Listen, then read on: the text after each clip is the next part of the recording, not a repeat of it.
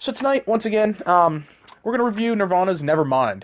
It was one of my favorite albums growing up. I got it right here. This is the copy that I bought back in, I want to say I've had it since about 1995.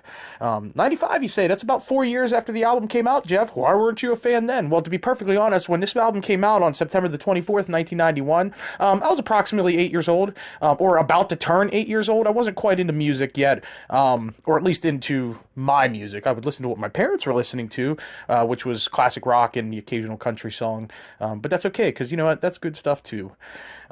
So anyway, let's get into the meat and potatoes of this discussion. First off, I just want to let you know, although Nevermind is a great album and I've known about it and been listening to it for so many years and I still know all the words to all the songs, I don't always know all the little intricacies and facts of it. So I managed to go to a website, everybody's favorite website, that would be Wikipedia. So I'm just going to give some quick facts on it. As I mentioned a few minutes ago, it was released on September the 24th, 1991. This was Nirvana's second studio album, their first major release. The release before that was called Bleach. It was released in Seattle around 1989 by Sub Pop Records, which was an underground record company that produced some of the biggest acts of the 90s. It's hard to believe that such a small record company with limited resources managed to grab such huge bands. Nirvana obviously being probably the most famous of those, maybe not the best musicians, but the most famous, because they broke the whole grunge thing. When Smells Like Teen Spirit came out, it was crazy. Nick says, first with Dave Grohl. That's a good point. I didn't realize that. Dave Grohl was actually in a band before Nirvana called Scream, and I do believe they were also on Sub Pop Records. I think they had Pearl Jam at one point. They had Soundgarden for sure, and some other bands. Mudhoney, I think, was in there, in the mix there.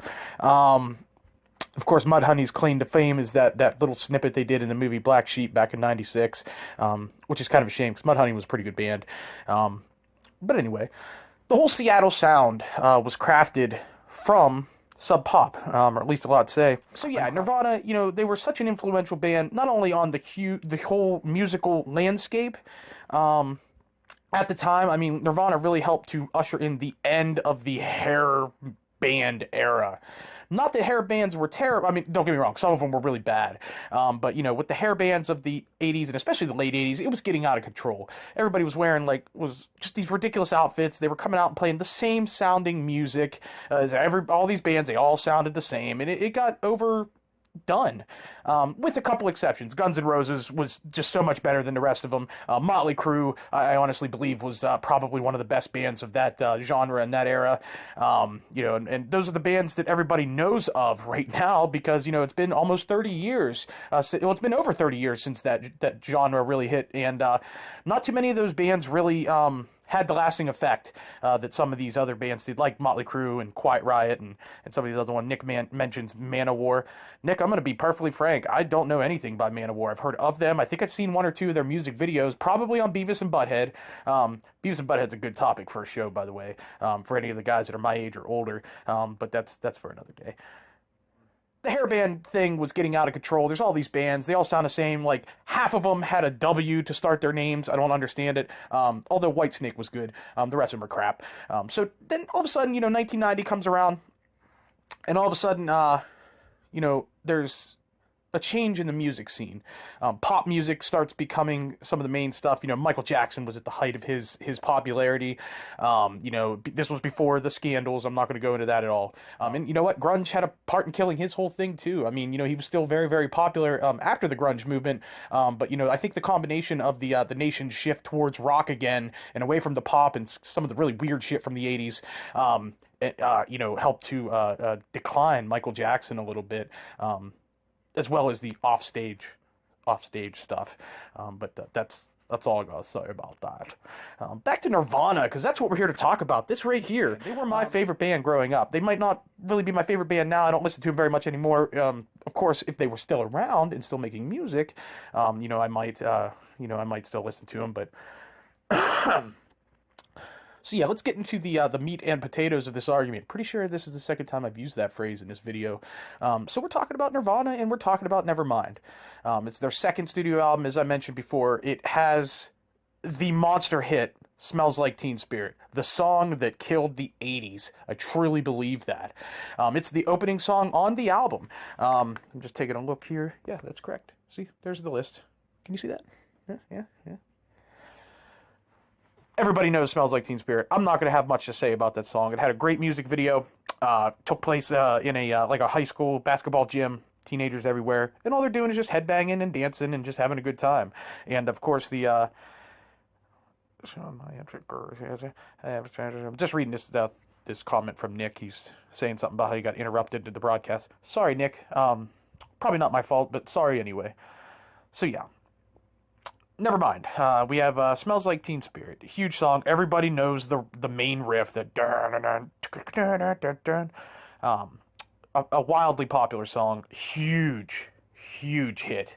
It is the song that is credited with not only killing the 80s, as we said, but starting the grunge movement. Nirvana wasn't the first band to break through the mold with the grunge movement. Alice in Chains released their debut album the year before that. And it's a fantastic album, and they ended up being a great band as well, despite some shortcomings from their singer Lane Staley. But we'll talk about that some other time. So anyway, so Smells Like Teen Spirit, yeah, great song. The second song on the album, In Bloom, this was also a single from this album. It might have been the second single from the album. I honestly don't know how the singles were released on this one. But In Bloom's a great tune. Also, had a really cool music video. It was a different video than we was seeing at the time in the early 90s. Basically it was like on an Ed Sullivan-like set. It was filmed in black and white. The band is just... going crazy and whatnot, and it was a really cool video, and, In Bloom, another great song. The third song on the album, Come As You Are. Now, this was a bit of a departure from what people had been hearing from Nirvana. Songs like In Bloom, Come As You Are, Lithium, these were really hard songs, not really hard, but, they were fast-paced, they were heavy guitar chords, a lot of, not screaming, but a lot of, Kurt Cobain had a different way of singing that has never been duplicated to perfection, I should say. Come As You Are, on the other hand, was a different style of song. It was played in a minor chord progression, or a minor key, so to speak, so it was a little bit different. Most of Nirvana's stuff is in major keys, because let's face it, Kurt Cobain wasn't like, he wasn't a symphony composer. He played a lot of power chords. No, granted, he was a great musician. He was a really good songwriter. He was a great lyrical writer for his time. He wasn't like a fucking poet or anything. But Come As You Are was more of a, not really a slowed down tune, but it had a feel to it, an essence, a mood, so to speak.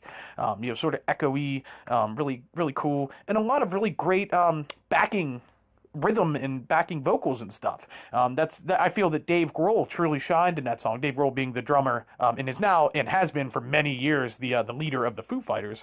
He's a legend in my book when it comes to rock music, and we will have some Foo Fighters discussions in coming episodes. So yeah, Come As You Are. It's a great video, or a great song. It had a cool video, but it wasn't as popular, obviously. So yeah.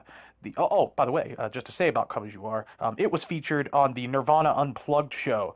They did an MTV Unplugged concert back in late of 1993, I believe November. It was released eventually in 94, and it is considered by many to be the very best of the MTV Unplugs. And there were at least, I want to say 150 to 200 episodes of that show, believe it or not. The MTV Unplugged, a fantastic show, and Nirvana really, really killed it. They were so good on that show, and Come As You Are was one of the best songs that they did in that show. And I think that, I truly think that a lot of people will agree with that, people who have heard the album or saw the show on TV or video or whatever. Coming next on VHS, Nirvana Unplugged. The fourth song on the album, Breed. Now this song, it wasn't truly released as a single, I don't think, at least not at the time, but it's a very commercial song now. Hey, Guy, good to see you, buddy. Guy also was a Nirvana fan with me growing up, and when we got into playing guitars, we played a lot of Nirvana stuff, mostly because it was easy.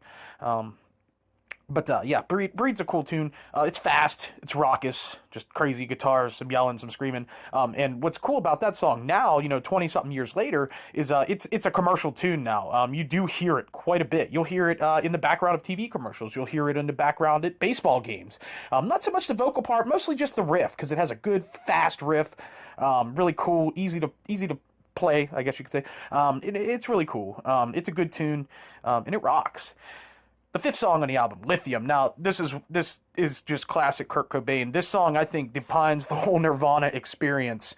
The quiet verses, the loud chorus. Quiet verse, loud chorus.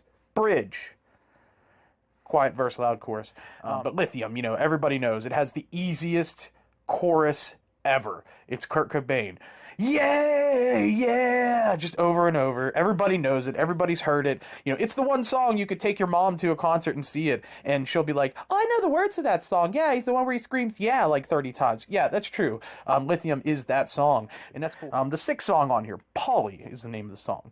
This is another tune that made it to the Unplugged soundtrack. It was really well done on MTV's Unplugged. All the songs were well done, but in my opinion, Polly was great. They even made the decision on stage to play this song, like on stage live, as they were doing it, for Kurt to just play it by himself. You can hear the banter between him and Dave and Chris talking about that particular song when they played it live on Unplugged, and I think they truly did feel they were going to do it as a band, more akin to what you hear on the album, a slow acoustic, kind of song, sort of depressing. Of course, a lot of Nirvana was real depressing, but, it was really well done when it was done live, and it is what it is.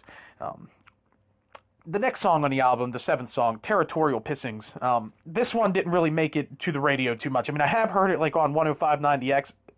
To be perfectly honest, I think The X has played every single one of these songs at least one time. I've heard them play them all on this album. The album is so well beloved by people of my generation and people that are a little bit older than me. So yeah, Territorial Pissings. It starts out, has this weird vocally thing going on. Nick says they remade Polly on Incesticide. Actually, you're a little off there, Nick. Incesticide was released after Nevermind, but the new wave Polly from that album was actually, I think, recorded like it's Sub Pop in the late 80s, 88, 89, 90, something like that. It's a very fast, hard version of that song, more of a punk song. It's okay, but to me, it doesn't compare with the Nevermind version. It's just the Nevermind version's acoustic. It's slower. It's got a good feel to it, and it makes it sets a mood as well, much like Come As You Are does. It's a mood-setting song. Has a really crazy sound. A really crazy dynamic to the lyrics. He's telling a story, and Kurt Cobain doesn't tell many stories in his songs, let's be honest, but Polly, he told a story, and it was really good.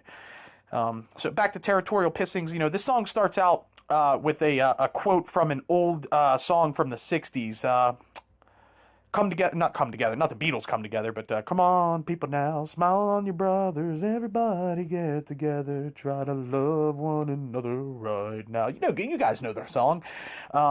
Get Together, was that the name of that song? Anyway, it starts out with them singing the chorus to that song, and it just kicks into just some feedback and some drums and some crazy shit and some screaming and Territorial Pissings. It's a good tune. It's the kind of song you want to put on, like, if you're about to do 4 shots in a row, put that song on and just slam them back. That's what I'm talking about. After that, the song Drain You. This is, I'm not going to lie, it is my all-time favorite Nirvana song, Drain You. It's dynamic. Has some really good, Nick says that Chris sung that part. I believe that. And, yeah, thanks, Nick. Thanks for the tidbit, buddy. So Drain You. This song is cool. It's another one that has some really crazy lyrics, but they all kind of make sense. It's Kurt talking about how he sort of, I think it's what he's talking about. It's how he sort of, he loves somebody, and he wants to be with them, and he has all these really great metaphors for it.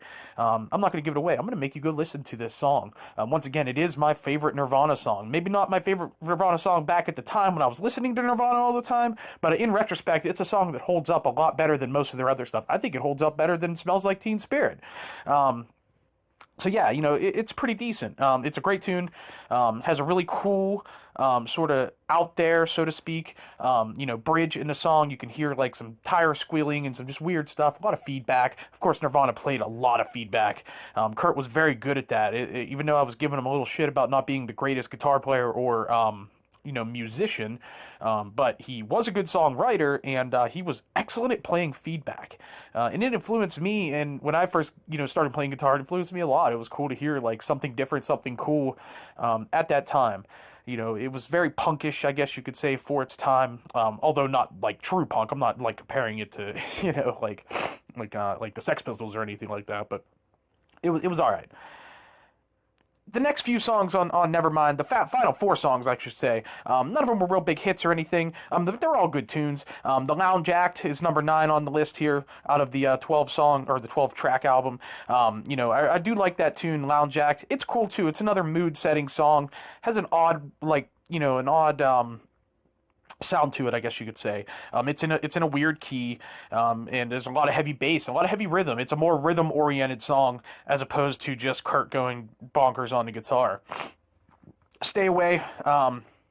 Stay Away is the next song on the album. It's just flat out screaming punk, 3 minutes of just bah, bah, bah, bah, bah, bah, but in a good way. Kurt get a little crazy with the lyric. Stay Away is the main lyric of the song. He's just screaming, singing, Stay Away.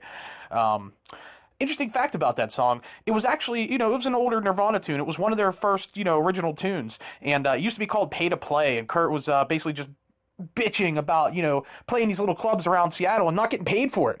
He was so upset. People weren't paying him the proper money they deserved. And guess what? Those bars, they all lost out because they they missed a chance at really keeping some serious life-altering talent with those guys. So Stay Away. I mean, Stay Away is a cool tune, but I actually heard some of the versions of Pay to Play, and to me it rocks heavier. There was a Nirvana box set that was released some years back. It had all these different B-sides, different, versions, earlier cuts of songs, and there's a cut of Stay Away that was actually Pay to Play at the time, and it was sung as Pay to Play and all these different lyrics and stuff, and it actually rocks even harder than this album version, mostly because it was a rougher cut. It wasn't as refined, wasn't as well, recorded, I guess you could say. It was done at Sub Pop. You guys want to talk about Very Ape all of a sudden. That was a song from the In Utero album, which is, I think, Nirvana's best work. But you know what? That's an album that I will review. In fact, I'm going to review all of Nirvana's albums. They were my favorite band growing up. I'm not going to lie. I know those albums back of my hand, and they have a very deep meaning to me in many ways other than just, stuff that I'd listen to. The album's literally, Nirvana changed my life. I know that sounds kind of stupid, a little cheesy, but I will explain why I think that in this episode in a little while. But to get back to the album review, the meat and potatoes, so to speak. By the way, here's Nevermind again. Also, by the way, notice this jewel case is all cracked. This is the original jewel case of this album that I've had. I've had this since, I think, 95. Same CD and everything. The jewel case, it's all jacked up. Here, I'll show you. It's like, doesn't stay together all the time. And it does have this cool picture of the band. It's a classic picture. Kurt giving the finger with the leather jacket. Classic Cobain. Classic Nirvana. Classic stuff. I have 2 songs left on the album here to talk about, and then we'll get in a little more discussion of the influence of the album on me and everybody else. On a Plane is the second to last tune. I love this song. It's another song on the album that doesn't quite fit the mold of the rest of the album, much like Polly, much like The Lounge Act, much like Come As You Are. Now, On a Plane's not a slower tune like those ones. He says, next review. Thanks, Nick. Understood. Gotcha. On a Plane. Anyway. This song is a little more poetic, in my opinion, than most Nirvana songs. It's a very brilliantly written song in terms of the lyrics. I think it's really cool. Has a lot of really cool little rhymes and metaphors in there. And the music's great. It's one of those tunes. It's a little bit tougher to play. It's a little more musically challenging than most Nirvana stuff. Not that it's that bad. I mean, like I said, Nirvana isn't like Kurt Cobain is not Yngwie Malmsteen. He's not Shankar. He's not Stevie Ray Vaughan. He's not those guys. And I never ever want to make those comparisons. Don't get me wrong. I have a lot of respect for guitar players, like being one myself since I was 14 years old. But yeah. On a Plane's a great tune. It's a crank it up song. It's not too crazy and loud. It's not punkish like Stay Away is or like Breed is. But it's a good tune. I love it. It's got a couple of key changes in it. You don't see that too much in Nirvana tunes. It's a great song. Finally, the last song on the album. It's Something in the Way is the name of this song. This is one of the very first songs I ever learned how to play on the guitar. I won't lie. It's in drop D tuning. You can play the whole song with one finger. It's that easy. But the reason I love this song so much is that it is one of the songs that Kurt Cobain tells a story. We mentioned that earlier. He's not much of a storyteller within his songs. But this one, he's talking about how, there was a short time in his life, in his late teens or so, he had some problems with his parents. They split up, and he found himself homeless for a short time. I've read about it before. I honestly don't know how long he was homeless. I honestly don't think it was more than a few days. But it obviously had an effect on him. And obviously, how many times can I say obviously in 1 minute? Obviously, I could say more. But isn't that obvious? Sorry about that, guys. Nick says, I'm sure he's talking about something in the way. He says, played on an acoustic that could only be tuned with pliers.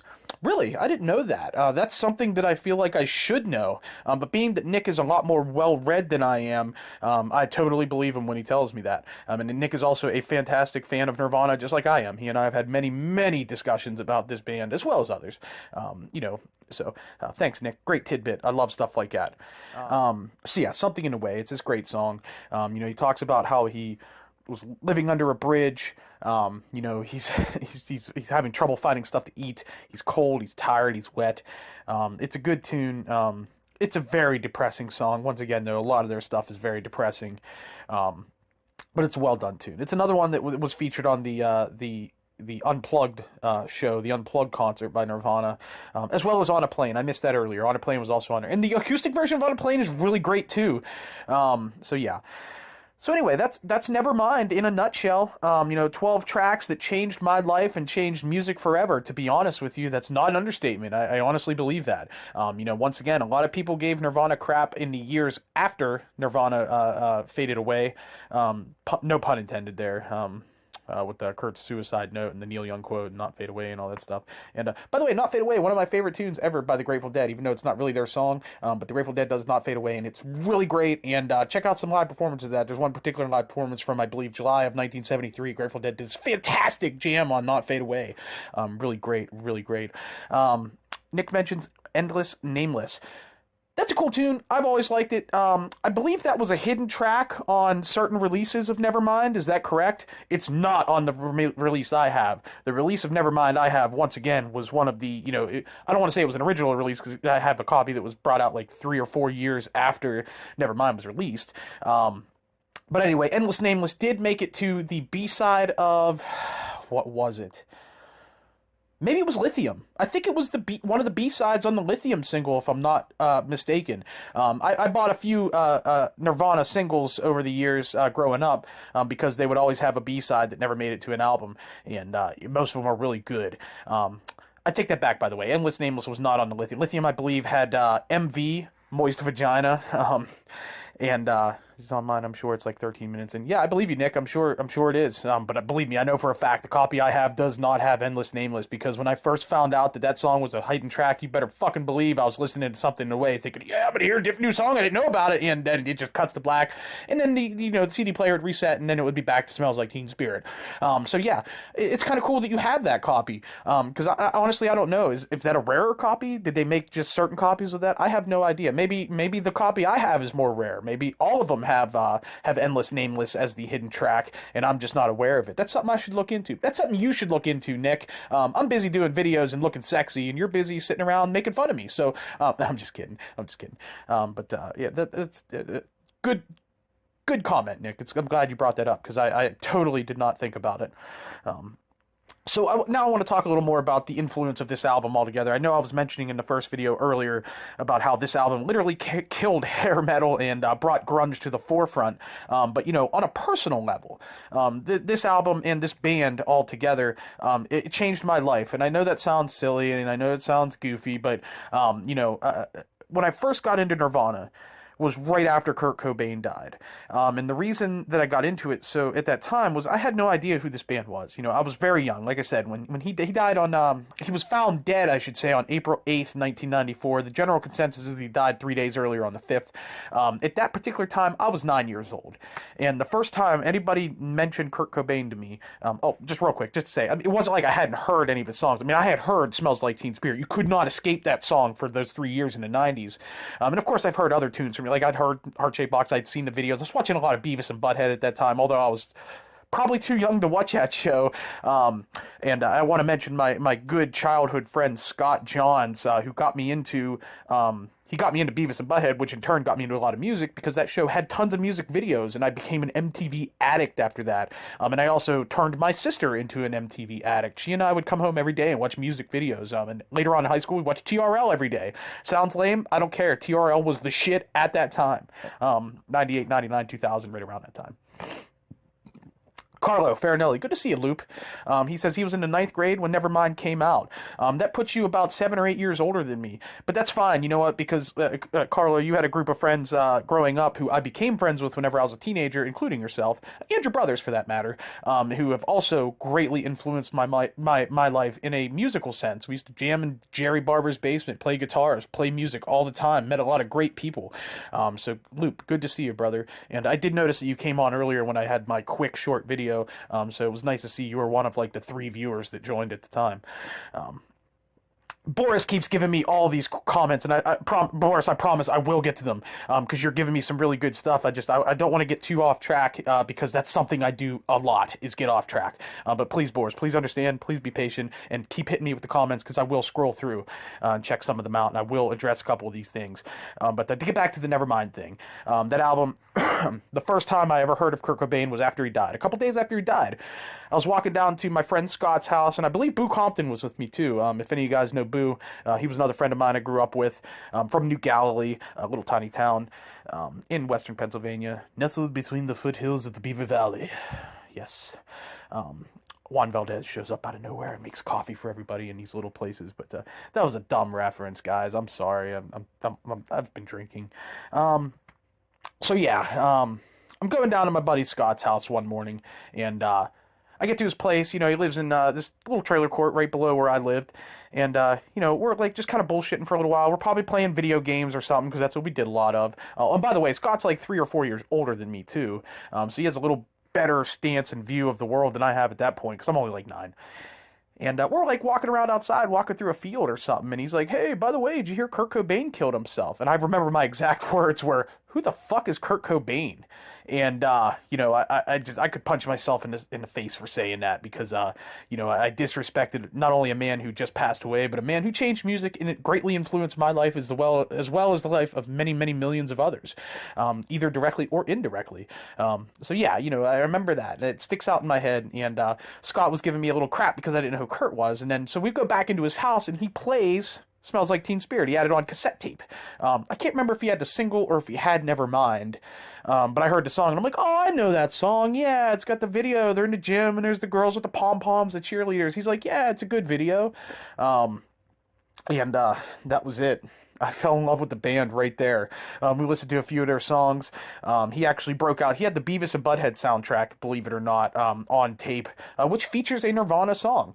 I Hate Myself and Want to Die was the name of the song. I know that's an ironic song title. Quick fact, their In Utero album was originally supposed to be called that, and that song was supposed to be released on the album. It was eventually released on the Beavis and Butthead Experience soundtrack, later released again, a different cut of it, and actually I think a better cut of it, much rougher. I do like music to be more raw, live, and rough than the super heavily refined stuff that you hear on albums, especially albums from the 90s, because that's when the technology started getting real good, especially in the later 90s. Some of the stuff is ridiculous, but that's a discussion for another day. I mean, we can go into a lot of the rap mostly was really bad in the late 90s because of the over-refining.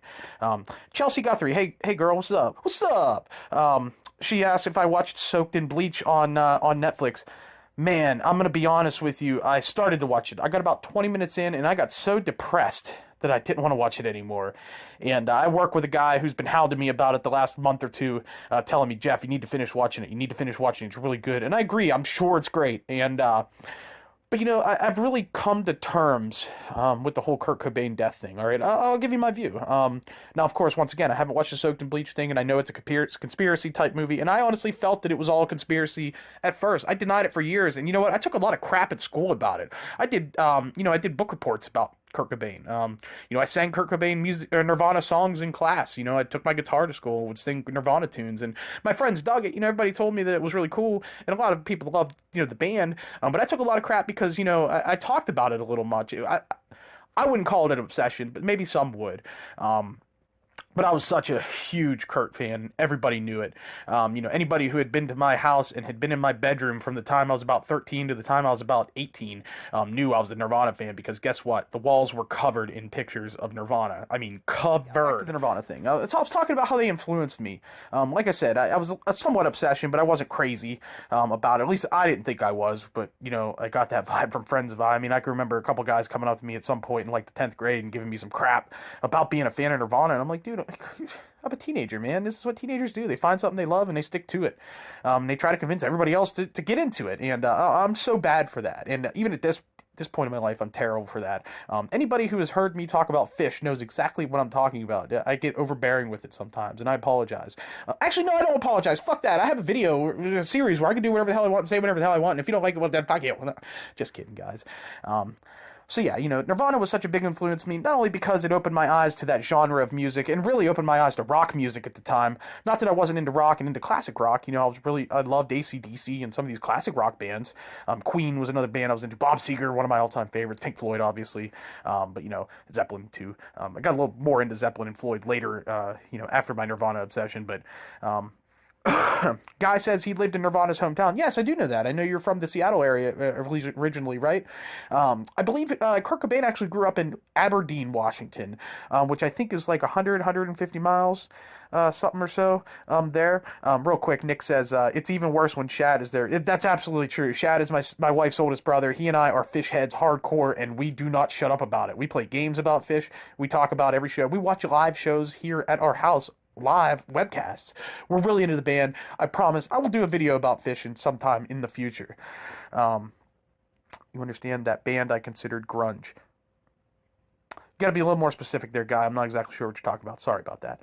I'm obviously Nirvana's grunge. A lot of bands at that time were grunge. But yeah. So Nirvana's influence on me. The biggest thing that Nirvana influenced me was the fact that I learned to play the guitar because of Nirvana. I always had wanted to play the guitar. I always thought the guitar was such a cool instrument, and being such a fan of rock music, if you're going to play rock, you got to have a guitar. I wanted to play guitar from the time I was about 9 or 10. Couldn't really get it, and of course I was young. I had a short attention span. My hands weren't very big. It made it tough. And then about the summer when I think I was 14 years old, my dad came home one day with an electric guitar. He found a lefty, because I'm lefty. He found this left-handed guitar with a little tiny amp for like $100 at Hawkins Music Center. He brought it home, told me, hey, here you go. You want to learn how to play? Why don't you do it? He showed me a couple chords, because my dad could play the basics. He could play like a G, a D, a C. And I learned how to play a couple basic tunes here and there. And, this was also the time when the internet started to really become big, and we didn't have any computers at home yet, but I did have some at school, and I actually created a binder and filled it with guitar tabs. I learned how to read tablature. I would go to school. I had a study hall every day, and I would sit in this study hall in the library on the computer, and I would go to this old website that was called taborama.com. I still remember it. And I'd get on there, and I would just think of bands. I'd spend my other class writing down lists of bands and songs, and then when I got to my study hall, I was like an animal. I would get in there, I would just be like, find this song, print it. Find this song, print it. Find a song, print it. And I would print just all these whacked out, tabs. Some of them were terrible, too, because these are all user-based stuff. People who were just fans of music who were like, hey, I know how to play that.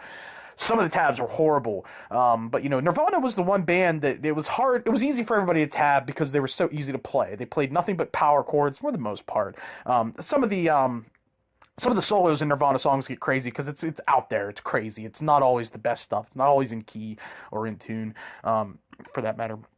But, once I learned how to play songs like Smells Like Teen Spirit and Heart-Shaped Box, and Lithium is another great one, they're so easy to play, and I got more confident in switching chords and, all the things that are the basics of playing the guitar, how to strum in different rhythms, how to pick out certain notes within a chord structure. These are things that I learned from Nirvana. And, I knew those songs were in my head at that point so hardcore, too. Like, they were, it made it easy to figure it out. And, of course, it makes it helpful that I guess I probably have at least some musical ability naturally. I have a pretty good ear for music. For the most part, I do, at least now, I pick stuff up by ear and play it. Has been that way for about 10 years. Once I started getting into the Nirvana tabs and learning how to play it, it opened my eyes. I learned different ways to play certain chords, different way to switch chords, and it just went on to different songs, learning different songs, different bands. And, there was one time where I probably could play through 100 to 200 songs. Maybe not always completely. I couldn't always play the solos, but I could sit down and strum through entire songs and sing along with it. And this opened up a lot of relationships in my life. That's why this was so influential to me, playing the guitar. Not that I was any sort of loner or anything. I always had friends. But by the time I became a teenager, I started becoming friends with people who played. A couple, probably the two most prominent musicians in my life, friends, would be Guy Ruff III. He got a bass about a year or so after I started playing, and we became best friends, and we're still best friends. We were the best man in each other's wedding. You know what? That wouldn't have happened if I didn't learn the guitar. And honestly, I mean, that's a life-changing thing. Also, a lot of other friends. I mentioned Carlo Farinelli earlier. I used to go over my buddy Jerry Barber, who was also in my wedding. I knew who he was, but I didn't hang out with him too much because him and his boys and his friends were about 7, 8 years older than me.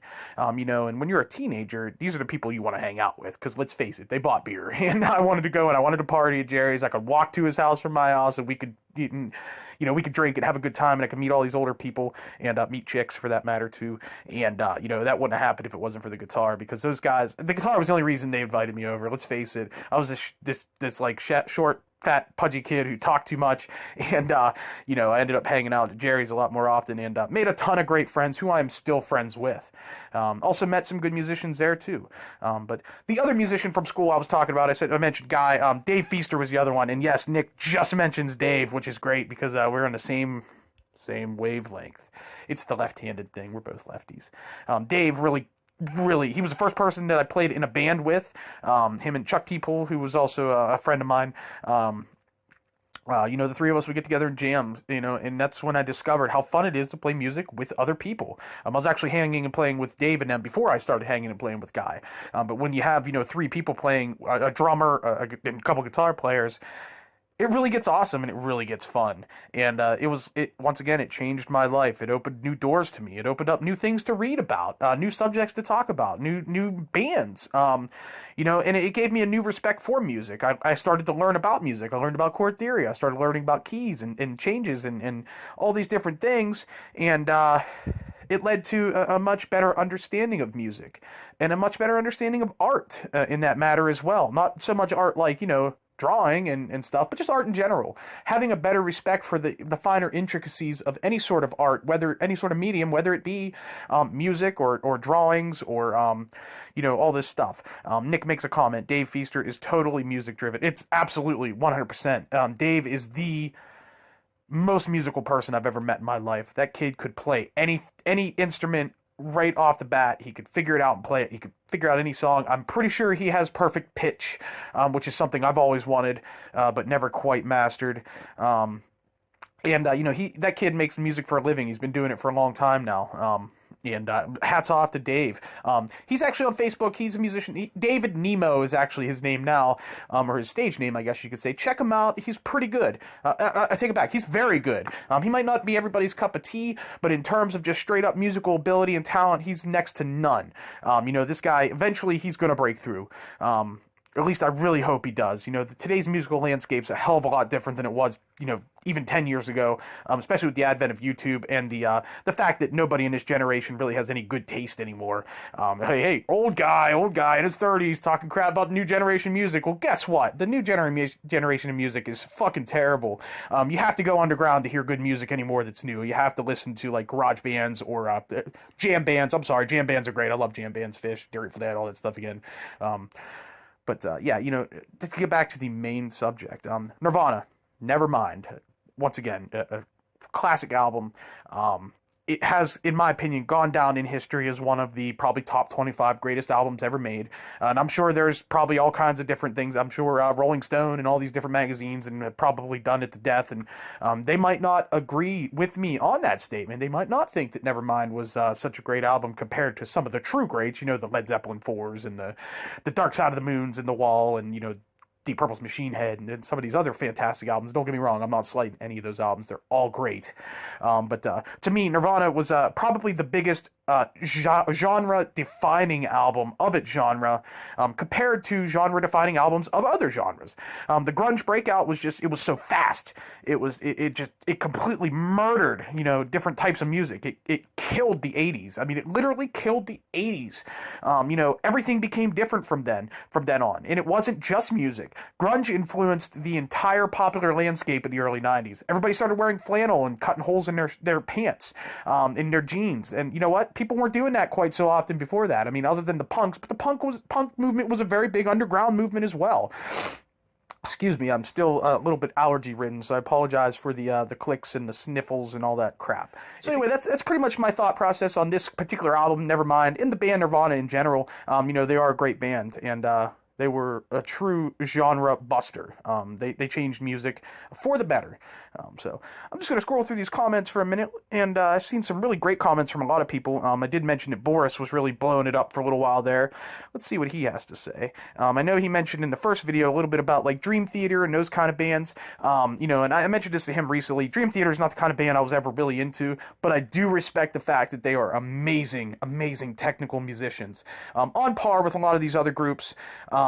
You know, for instance, oh man, my brain's not working. I'm sorry. There's a lot of these like sort of really musical, mostly instrumental style groups that really they have almost an orchestral sound to them, even though it is rock or even metal, I guess you could say. Super fast guitar solos and crazy lyrics and stuff like that. But I have a lot of respect for bands like Dream Theater and some of the other ones. What's the orchestra? The one that Trans-Siberian Orchestra is another band like that. Now, TSO is known more for their Christmas stuff, and everybody has heard Trans-Siberian Orchestra's Christmas songs, whether you realize you have or not. They're that popular, they're that good.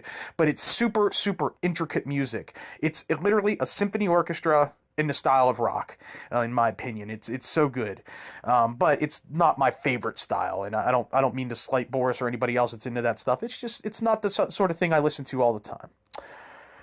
Let's scroll down here. So Boris was mentioning some other guitar players, and Boris, you're nailing it, man. You mentioned Satriani, Steve Vai, those guys. They're up here. They're so good guitar players. Once again, not always my favorite stuff to listen to, but it is great stuff. And those guys are pure solo artists. You know, there's a reason why they hadn't broke quite as big in the popular landscape. But you know, they're so good. They're great band. They're great. Virtuoso guitar players. Nick's just naming some different things here, giving me some crap a little bit about the Endless Nameless thing earlier. Boris had a question, honest question. Pearl Jam versus Nirvana in terms of achievement. He likes Pearl Jam's flat ticket prices, long tenure. Nirvana has 3 albums. Euro's a polarizing one.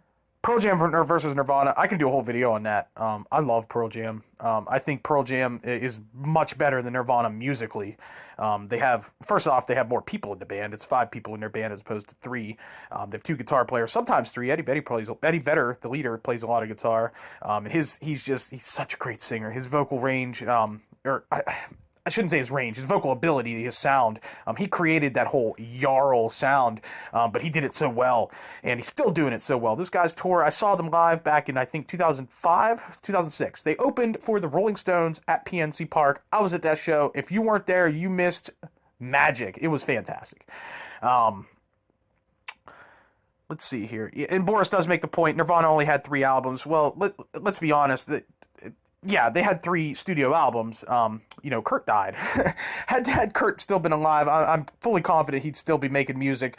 Maybe not with Nirvana, but I think he probably would have been growing musically if you listen to the real late stuff. In Utero is so much more complex than Bleach and Nevermind musically. They did add another guitar to their live show, Pat Smear, who eventually joined the Foo Fighters. You know, and there's no doubt. Nirvana, I think if they had the kind of lasting power had Kurt stayed alive, they would be on par with a band like Pearl Jam. But in the greater scheme of things, there's no doubt that the Pearl Jam's tenure gives them the edge. And they are better musically. Even their very first album, 10, it came out, you know, the same year as Nevermind, 1991.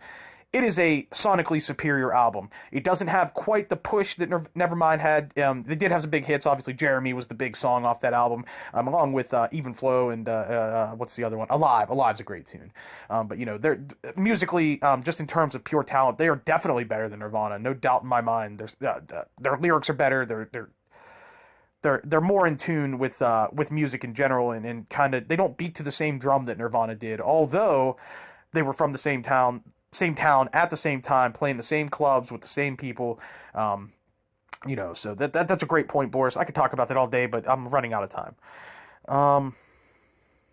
Let's see, what else do we guys have to see?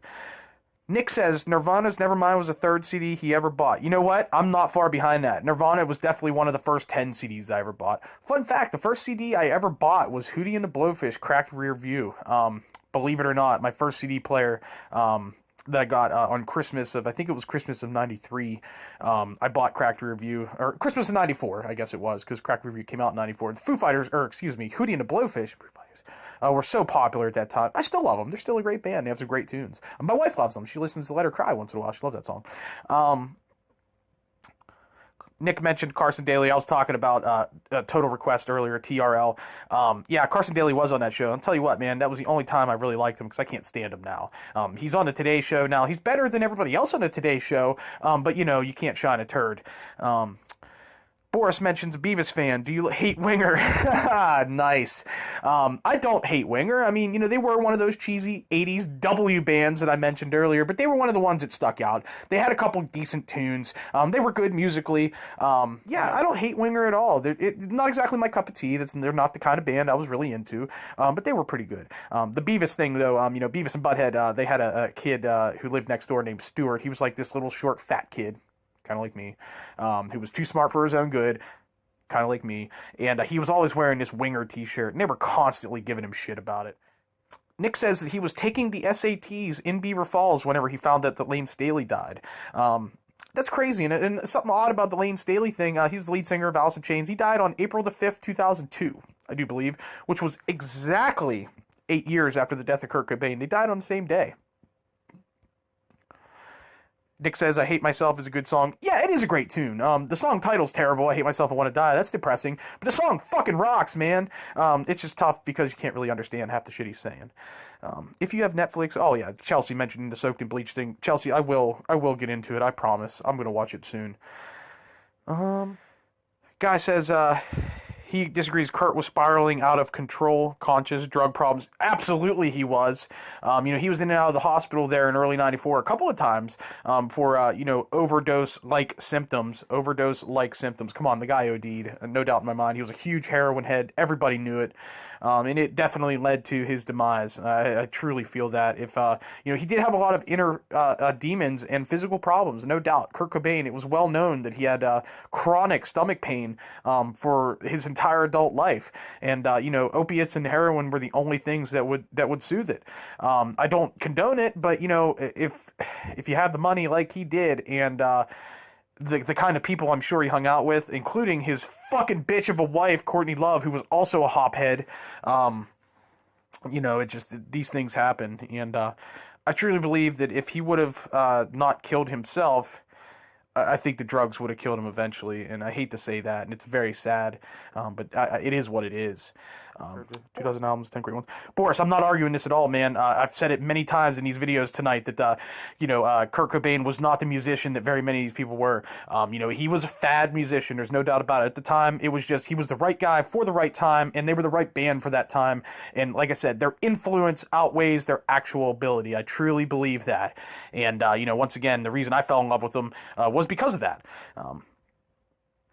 Boris says he thought that Cobain could have recovered. Look at Nikki Sixx. Hey, no doubt. I mean, he definitely could have. I just don't think he would have. I think the chronic pain was what drove him to heroin, and it eventually killed him. So we'll agree to disagree on that one. Daryl says that Courtney's hot. Not anymore, dude. I mean, she looked good in like 93, but now she just looks strung out and weird. But have you guys seen their daughter, Frances Bean? She's got to be about 24, 25. I think she was born in 92. She's a spitting image of Kurt Cobain. I mean, she's like a perfect mix of Kurt and Courtney, and she is deliciously good looking. That's all I'm going to say, though. Courtney Love, Psycho Hose Beast. Yes, the Wayne's World reference. Love it. I will say this about Courtney. I don't think she was a terrible musician. Hole was a decent band. They had a couple good albums. I liked the albums that I heard. I think I only owned 2 of their albums. But I did like it. I thought their music was okay. You know, it was more of a post-grunge type music, and it rocked. And I think Courtney Love is a good songwriter. I think she's a pretty good guitar player. She puts together some really great melodies. She's not a terrible singer for her style. You know, she has that raspy, punky sort of, you know, Kurt Cobain-like voice. But, you know, that's the style I like, and I do think that Hole had a couple decent tunes. I like them. They're all right. But on a personal level, Courtney Love to me is the devil. I can't stand her.